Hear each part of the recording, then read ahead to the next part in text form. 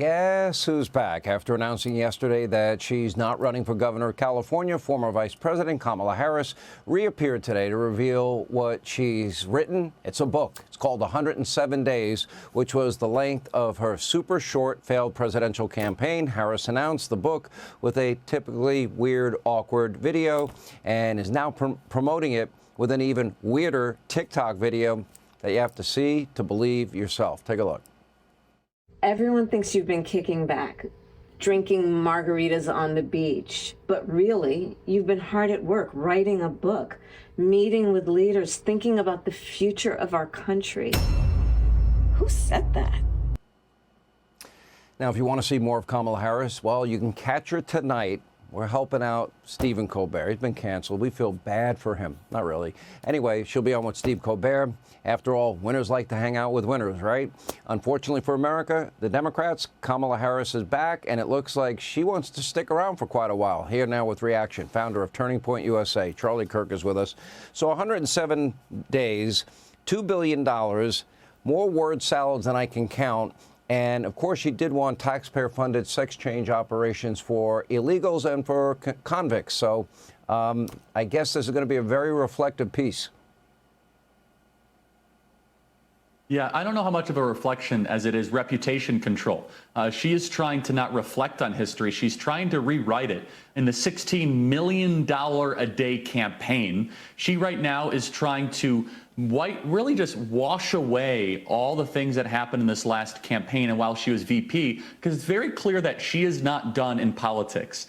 Now, what's very important to note is you did the best coverage, Sean, earlier in this hour on all of these revelations of Russiagate. And we saw the first Obama coup. This is yet another failed Obama coup. And Kamala Harris was the instrument of an undemocratic coup within the Democrat Party to displace Joe Biden to then try to defeat Donald Trump. And so I'm not going to go buy the 107 Days book, but make no mistake, this is not about reflection. It's about rewriting history for someone that is not yet done running for politics. And if she announces for 2028, I would like to be the first contributor, the first donor. I would like to be a fundraiser for her super PAC, because the more she runs, I think the better we as conservatives do.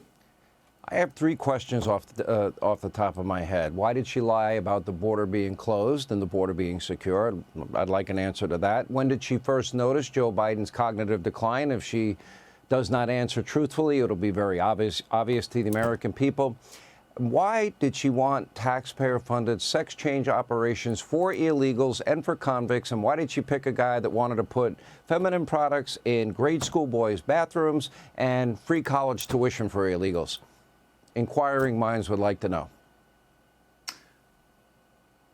And I could add a fourth, fifth, and sixth on top of that. And most importantly, I think we would also like to know why you would run for the presidency of the United States of America without even trying to run through a primary. That you're just handed this by the Democrat Party, all in the name of quote unquote democracy. What they did while they were in this last administration was without a doubt one of the worst administrations in American history. And you're spot on, Sean. From men and female sports to keeping the border completely and totally wide open, this country was at a breaking point. It was on fragile, fragile ground. And you have to wonder, what did she know and when did she know it about Joe Biden's mental decline? And she covered up about it.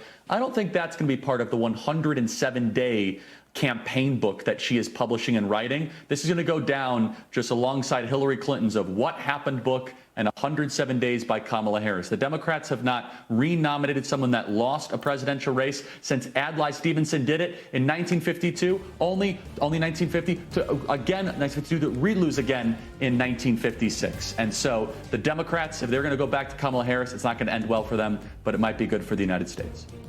Well, I think you might be right in a lot of different ways. It'll be very interesting to see these hard-hitting interviews that I'm sure she's going to get. But I think she's got a lot of questions to answer, not the least of which is about what she knew when she knew it about our earlier report tonight about these revelations from the Durham report, the annex, and from Tulsi Gabbard's declassification.